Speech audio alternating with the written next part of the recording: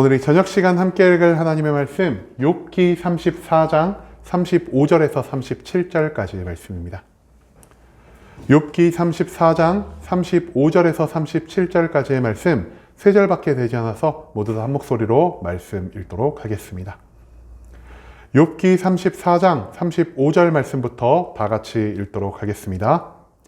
욥이 무식하게 말하니 그의 말이 지혜롭지 못하도다 하리라. 나는 욥이 끝까지 시험 받기를 원하노니 이는 그 대답이 악인과 같음이라. 그가 그의 죄에 반역을 더하며 우리와 어울려 손뼉을 치며 하나님을 거역하는 말을 많이 하는구나. 아멘. 오늘 이 시간 우리는 악인의 죽음을 원하는가? 라는 제목을 갖고 오늘 우리가 읽은 하나님의 말씀 함께 나누는 시간 갖도록 하겠습니다. 고통 가운데에서 우리가 가지고 살아가야 할 신앙생활의 표본을 가르쳐주는 욥기 그 34장의 말씀을 가지고 함께 나누는 시간 갖고 있습니다. 오늘 본문 말씀 가운데에서 우리는 욥의 멸망을 원하는 엘리후의 선포에 대해서 발견할 수 있게 될 것입니다. 그렇다면 엘리후는 왜 욥의 멸망을 원하고 있는지, 그 엘리후의 말 속에서 우리가 배울 수 있는 것은 무엇인지 오늘 본문 말씀 한 절 한 절 찾아며 함께 알아보는 시간 갖도록 하겠습니다. 먼저 본문 35절 말씀에서 성경은 이렇게 말하고 있습니다. 욥이 무식하게 말하니 그의 말이 지혜롭지 못하도다 하리라. 35절 말씀에서 엘리후는요, 욥이 지금 왜 심판 가운데 있는지를 다시 한번 언급하고 있습니다. 욥은요, 지금 자신이 하나님에게서 온 이유 없는 심판에 고통을 받고 있다라고 말하고 있습니다. 왜 욥이 계속해서 내가 지금 겪고 있는 고통을 까닭없는 고통이라고 말을 하고 있는 것일까요? 우리가 지난 시간에도 한번 말씀을 드렸지만 욥은 하나님이 미워하시는 모든 죄에서 멀어진 삶을 살아가는 자였고요. 하나님이 우리에게 원하시는 이웃 사랑의 삶, 그 공의로운 삶을 자신의 모든 인생의 순간 가운데에서 행하며 살아가는 자였습니다.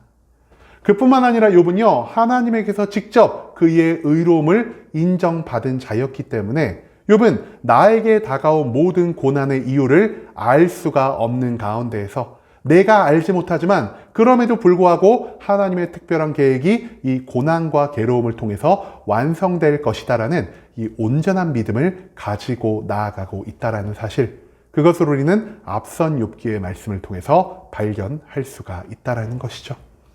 하지만 이 모든 것을 신경 쓰지 않았던 엘리후는요, 욥의 모든 말, 그가 의롭다는, 그가 이유 없이 심판의 고난을 받고 있다는 모든 것을 부정적으로밖에 볼 수 없었다는 것입니다. 엘리후는요, 욥이 하나님 앞에서 그 자신도 알지 못하는 수많은 죄를 범하며 살아갔기에 이와 같은 엄청난 고통을 받고 있는 것이며, 또한 친구들이 욥에게 조언한 것처럼 욥이 하나님께 온 마음을 다해 즉시 회개하지 않는 모습을 보였기 때문에 하나님의 심판이 계속해서 그의 삶 가운데 임재하고 있다라고 생각했었던 자였다라는 사실이죠. 심지어 엘리후가 보기에 욥은요, 이런 모든 상황을 알지조차 못하고 있고요, 이런 모든 것 가운데에서 자기가 말하고 있는 것이 어떤 게 잘못되었는지를 알지 못하는 자였습니다. 그렇기 때문에 엘리후가 욥을 지금 어떤 자라고 표현하고 있습니까? 욥이 무식하게 말을 하고 있다라 선포하고 있다는 것입니다. 그리고 엘리후는요, 욥의 이 무식함을 더 드러내기 위해서 욥에게 지혜로운 충고의 말, 욥에게 지혜롭게 회개를 촉구하는 자신과 친구들은 욥과는 완전히 다른 지혜로운 사람이라는 사실을 강조하고 있다는 것을 우리가 이 35절의 말씀을 통해서 발견할 수가 있다는 것입니다. 그 다음 이어진 36절 말씀에서 성경은 이렇게 말하고 있습니다. 나는 욥이 끝까지 시험 받기를 원하노니 이는 그 대답이 악인과 같음이라. 36절 말씀에서 엘리후가 욥에게 가장 하고자 했던 말이 무엇이라고 등장하고 있죠? 나는 욥이 끝까지 시험 받기를 원한다라 말하고 있습니다. 여러분, 여기서 말하는 끝까지는 무엇의 끝이라고 할 수 있을까요? 우리 살아가는 인생의 끝이라고 할 수 있겠습니다. 여러분, 그런데요, 인생이 끝나는 그날까지 우리의 삶 가운데에서 심판의 고통과 괴로움이 떠나지 않는다면 결국 우리에게 주어진 운명 무엇이라 할 수 있겠습니까? 바로 죽음과 멸망밖에 남지 않는다라는 것입니다. 한마디로 나는 욥이 끝까지 시험받기를 원하노니라는 이 엘리후의 말 속에는요, 나는 욥이 죽었으면 좋겠다, 나는 욥이 멸망했으면 좋겠다라는 이러한 마음을 담고 있다라는 것을 우리가 또한 생각해 볼 필요가 있다라는 것이죠. 욥은 자신의 죄를 인지하지도 못하고 있고요, 지혜로운 충고를 하는 친구들의 조언에 귀를 기울이고 있지도 않습니다. 엘리후가 생각하기에 욥은요, 그를 위해 먼 길을 찾아서 욥에게 지혜로운 충고, 지혜로운 조언을 해주는 친구들의 모든 말을 무시하며 오히려 자신의 의로움이, 오히려 자신의 지식이 친구들보다 훨씬 더 낫다라고 생각하는 교만하고 악한 존재로밖에 비치지 않고 있다는 사실을 우린 또한 이 말씀을 통해서 찾아볼 수가 있을 것 같습니다. 그렇기 때문에 엘리후는요, 누구보다 차가운 눈초리로 욥을 바라보고 평가할 수밖에 없었다는 것이죠. 엘리후는요, 욥을 지금 악인으로 규정하고 있습니다. 그리고 악인은요, 그가 지은 죄에 합당한 심판을 감당해야 한다는 것을 엘리후는 또한 생각하고 있다는 것이죠. 즉, 이제 엘리후는요, 욥이 지금까지 받았던 것보다 훨씬 더 큰 고통을, 훨씬 더 큰 괴로움을 감당하다가 그럼에도 욥이 돌이키는 모습을 보이지 않는다면 그가 죽고 멸망할 것을 하나님 앞에 간절히 소원하는 이러한 모습을 보이고 있다라는 사실, 그것을 우리가 이 36절의 말씀을 통해서 찾아볼 수가 있다라는 것이죠. 그리고 마지막 37절의 말씀에서 성경은 이렇게 기록합니다. 그가 그의 죄에 반역을 더하며 우리와 어울려 손뼉을 치며 하나님을 거역하는 말을 많이 하는구나. 이 37절 말씀에서 엘리후는요, 계속해 자신의 안에 죄악을 쌓아가고 있는 욥을 다시 한번 정죄하고 있습니다. 엘리후는요, 욥이 죄를 지어서 하나님의 심판 가운데 있으면서도 친구들의 충고를 따라 회개하는 모습을 보이지도 않고요, 그뿐 아니라 하나님과의 소통을 바라며 지극히 높으신 하나님의 권위를요, 이 낮고 낮은 인간의 자리로 끌어내리려 한다라고 생각하고 있습니다. 한마디로 회개와 돌이킴이 필요한 이 심판의 자리 가운데에서도 욥은 여전히 자신의 죄를 인정하지도 않고요, 하나님의 권위를 낮추는 식으로 내가 기존에 지어왔던 죄에 또 다른 죄를 얹고 있다는 것으로 엘리후는 욥의 모든 삶의 모습을 바라보고 있었다는 것입니다. 심판 속에서도 여전히 죄를 포기하지 않는 욥은요, 엘리후가 보기에 죽어 마땅한 자, 용서받을 가치가 없는 자였다라는 사실을 우리는 오늘 본문의 전체적인 내용을 통해서 찾아볼 수가 있다는 것이죠. 여러분, 엘리후는요, 다른 친구들과 마찬가지로 욥을 죄인으로 규정하고 있습니다. 하지만 다른 친구들이 단순히 욥의 회개하지 않는 모습으로 인해, 단순히 욥이 자신의 죄를 인정하지 않는 모습으로 인해 욥을 죄인으로 규정하고 있다면, 엘리후는 거기서 한 발자국 더 나아가 욥이 하나님의 일하심을 있는 그대로 받아들이지 않고 하나님과 대화하려는, 하나님과 논쟁하려는 그러한 모습까지 죄로 규정함으로 다른 친구들보다 욥을 훨씬 더 큰 죄인으로 바라보고 있다는 사실을 우린 또한 오늘 말씀을 통해서 찾아낼 수가 있다는 것이죠. 그리고 그 큰 죄인인 욥에게 엘리후가 바라는 것은 무엇입니까? 앞서 나온 말씀처럼 영원한 심판, 즉 끝없는 심판을 통해 발생하는 멸망과 죽음이라는 사실을 우린 또한 오늘 본문 말씀을 통해서 발견할 수가 있게 된다는 것입니다.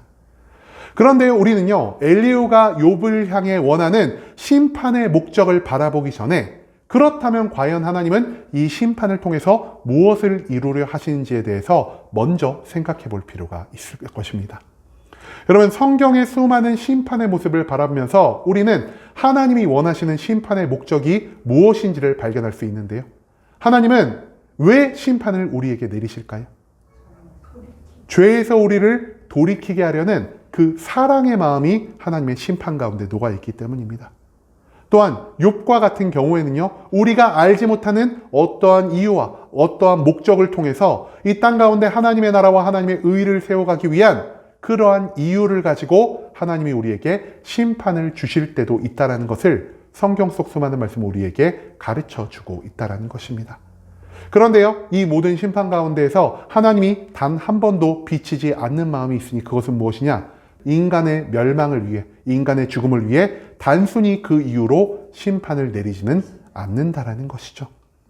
물론 마지막 때가 이르러서 우리가 하나님의 최후의 심판을 맞이하는 그날, 또는 우리가 이 땅 가운데 생명을 갖고 살아가다 우리의 생명의 마지막에 이르러서 우리가 죽음을 맞이했을 때 발생하는 그 심판의 목적은요, 우리를 영원한 죽음으로도, 영원한 생명으로도 인도해 갈 수 있을 것입니다. 하지만 우리가 하나님이 주신 생명을 가지고 매일매일 살아가는 이 일상의 삶 가운데서 발생하는 심판은요, 우리를 위한 멸망과 죽음을 위해 예비된 것이 아니라 우리를 돌이키기 위해, 또는 우리의 알 수 없는 고통을 통해 이 땅 가운데 하나님의 거대한 목적을 이루기 위해서 우리에게 주어진 것이라는 사실을 우리가 기억할 필요가 있다는 것입니다. 즉, 하나님은 심판 가운데에서도 그분의 자비를, 그분의 긍휼함을 절대로 놓지 않고 있다는 사실을 수많은 성경 말씀은 우리에게 알려주고 있다는 것이죠.